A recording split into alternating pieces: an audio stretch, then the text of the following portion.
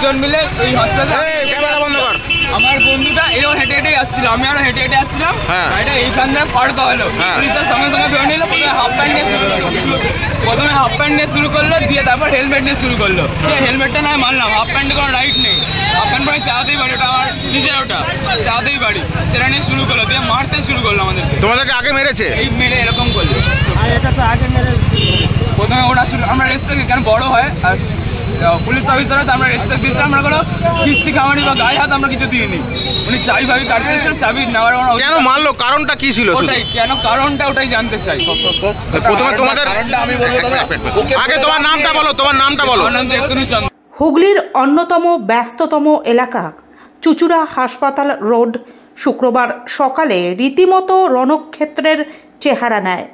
শুক্রবার সকালের ব্যস্ত সময়ে যখন রাস্তার ধারে পা রাখারও জায়গা থাকে না, তখনই ঘটে যায় এক চাঞ্চল্যকর ঘটনা। প্রত্যক্ষদর্শীদের দাবি, এক ট্রাফিক পুলিশ হঠাৎ এক বাইক আরোহীকে হেলমেট না পরার কারণে দাঁড় করান। অভিযোগ, দাঁড় করানোর সময়ই সেই পুলিশকর্মী যুবকের গায়ে হাত তোলেন। এই ঘটনার জেরে ক্রমশ উত্তেজনা ছড়ায়।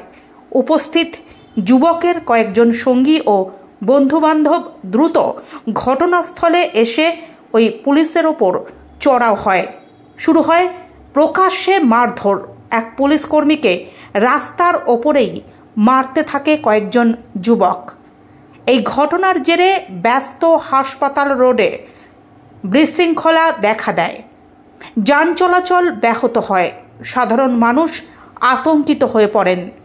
কিছুক্ষণের মধ্যেই ঘটনাস্থলে পৌঁছয় অতিরিক্ত পুলিশ বাহিনী। পরিস্থিতি নিয়ন্ত্রণে আনার চেষ্টা করা হয়। ওই যুবকের দাবি, প্রথমে পুলিশই তাদের সঙ্গে দুর্ব্যবহার করেছে, এমনকি হাত তুলেছে। তার প্রতিবাদেই এই প্রতিক্রিয়া। যদিও পুলিশের তরফে সম্পূর্ণ অন্য দাবি করা হয়েছে।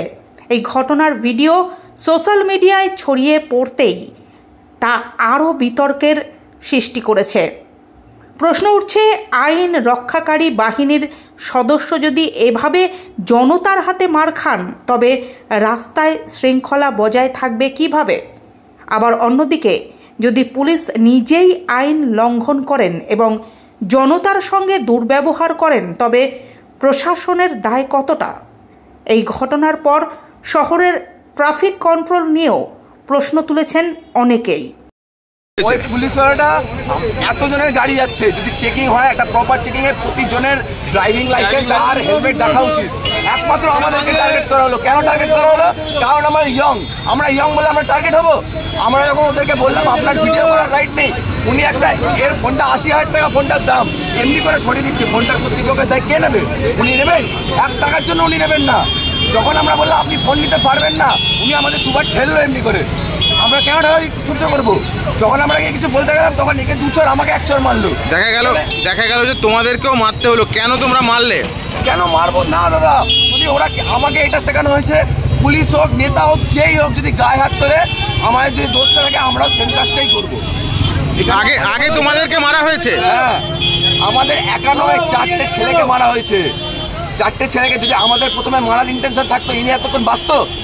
আমরা ফার্স্টে মানিনি, আমরা সহ্য করেছি, জিনিসটা দেখার চেষ্টা করেছি কি আমাদের ভুল কোথায়। যখন দেখেছি ভুল নেই তখন তার জন্য মেরেছি।